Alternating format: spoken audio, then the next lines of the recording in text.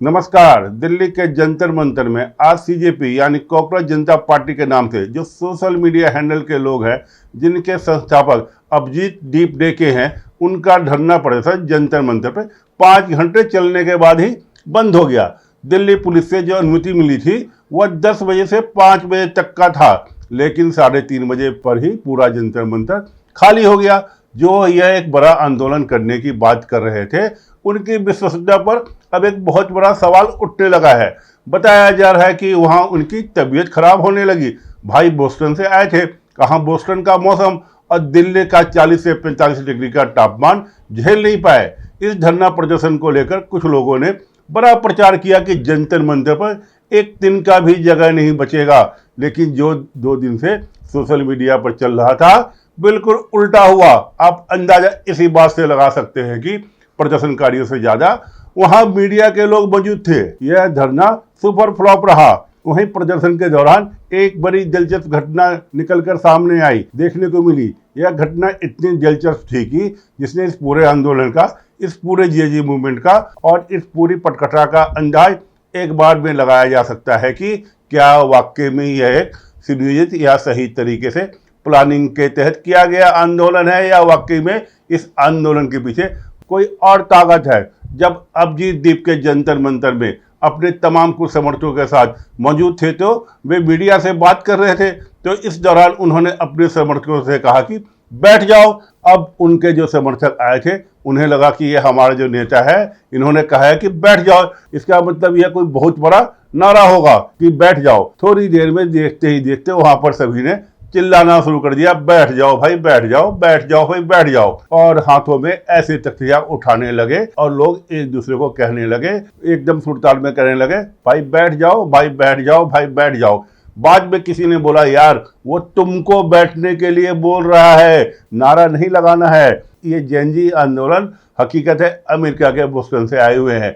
अभिजीत दीप के उन्होंने पूरी तैयारी की थी कि दिल्ली पुलिस उन्हें रोकेगी, उन्हें प्रोटेस्ट की इजाज़त नहीं मिलेगी और फिर वह हंगामा करेंगे, देश भर में वह भड़काऊ भाषण देंगे, युवाओं को उकसाएंगे। ये पटकथा उन्होंने एयरपोर्ट, लेकिन सारा इनका खेल खराब तो एयरपोर्ट से शुरू हो गया।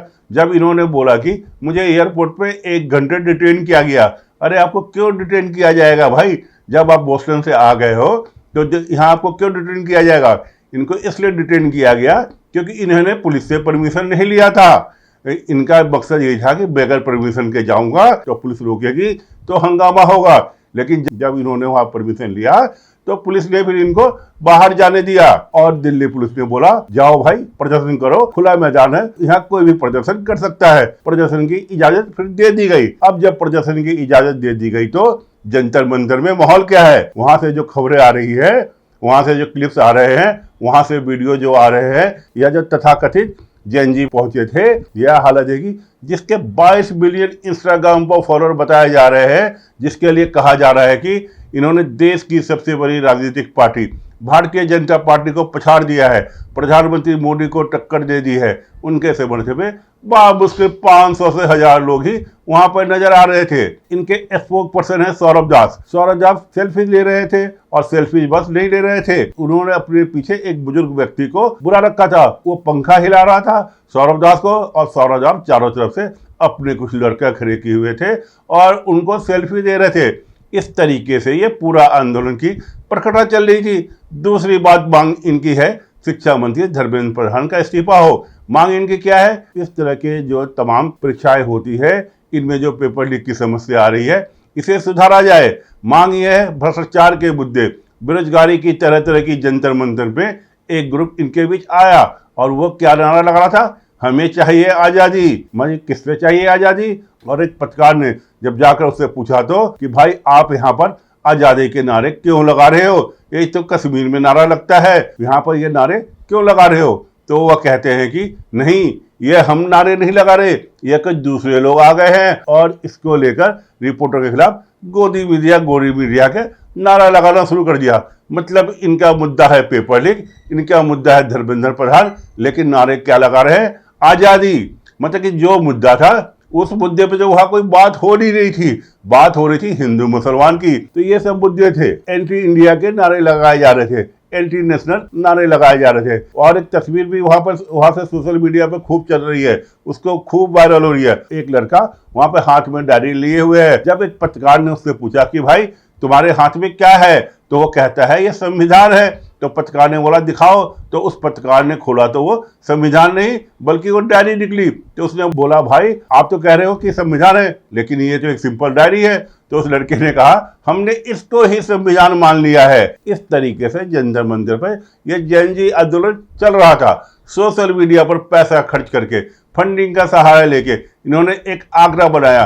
वो आंकड़ा था 22 मिलियन। सोशल मीडिया पर हर दिन ऐसा एक इंसिडेंट होता है, कुछ वायरल होते हैं, और उस वायरल होने की जो समय सीमा होती है वो उतनी होती है जितनी जल्दी आप रील्स को स्वाइप कर दे। सोशल मीडिया पर ऐसे ही मुद्दे वाइप हो जाते हैं। कोई व्यक्ति पोस्ट लाइक कर सकता है, शेयर कर सकता है या कमेंट कर सकता है, लेकिन जरूरी नहीं कि वह मैदान में भी आपके साथ उतरे। ये तो जो भाई रवीश कुमार वो एक बैठा हुआ है बाहर, ये तो कुछ यहाँ पे मीडिया और जो सोशल मीडिया लोग चलाते हैं वो लोग इस मुद्दे को बहुत दिन से हाइप कर रहे थे। और बहुत लोग कह रहे थे हम भी कॉकरोच पार्टी से जुड़ रहे हैं, हम भी कॉकरोच पार्टी से जुड़ रहे हैं, और यही हुआ। यह सीजेपी का कॉकरोच जनता पार्टी का। और कुछ मीडिया वालों ने खूब दिखाया अभिजीत दीप भारत आ रहे हैं। अरे तो आने दो भाई, भारत में आने के लिए किसी को रोक नहीं है। अगर उसके बाद प्रॉपर वीजा है, प्रॉपर सब कुछ है, तो भारत में आने पे किसी का रोक नहीं है। लेकिन ये लोग 2-3 दिन से पूरा प्रोपगंडा चला रहे थे। लेकिन जब अजय जंतर मंतर पे आया था, वही लोग आए जिनको सिर्फ किराए पे बुलाया गया था। कहाँ गया भारत का जैन जी? यह एक सोशल मीडिया पर बनाई गई हाइप थी, जिसको बहुत ही सतर्कता से भारत के गृह मंत्रालय ने खत्म कर दिया। कैसे? क्योंकि इनकी प्लानिंग क्या थी? इनकी प्लानिंग थी कि यह जैसे ही अभिजीत दीप के भारत आएगा तो इसको हिरासत में ले लेगी दिल्ली पुलिस, और इसे आंदोलन का परमिशन नहीं मिलेगा, प्रोटेस्ट का परमिशन नहीं मिलेगा। तो फिर किया क्या जाएगा? इस पूरे माहौल को खराब। ऐसे ही योजना बनाई गई थी। परमिशन नहीं मिली तो भाई क्या किया जाएगा? हिंसा किया जाएगा। देश में कानून व्यवस्था को सीधे चुनौती दी जाएगी और भारत के लोकतंत्र को कमजोर करने के और अराजकता को जो पूरी कोशिश 2019 से हो रही है उसे एक बार फिर से किया जाएगा। ये जो केजरीवाल का मंसूबा था कि जरा से भी अगर चूक हुई तो मौका नहीं चुकेंगे और हंगामा खड़ा कर देंगे, और पूरे दिल्ली में हंगामा खड़ा कर देंगे। लेकिन बहुत बहुत धन्यवाद अमित शाह का, गृह मंत्रालय का, जिन्होंने इस पूरे प्लान को फेल कर दिया और यह तथाकथित जैन जी आंदोलन धरा का धरा रह गया। और भारत का जो असली जैन जी है वो भारत को मजबूत बनाने के लिए अभी भी जहां है वो काम कर रहा है, वो अभी भी प्रयास कर रहा है भारत को मजबूत बनाने के लिए। धन्यवाद। ऐसे ही वीडियो के लिए देखते रहिए पब्लिक न्यूज। ताज़ा खबरों से जुड़े रहने के लिए हमारे चैनल को सब्सक्राइब करें और बेल आइकन को दबाना ना भूलें, ताकि हर खबर की नोटिफिकेशन आपको मिलती रहे।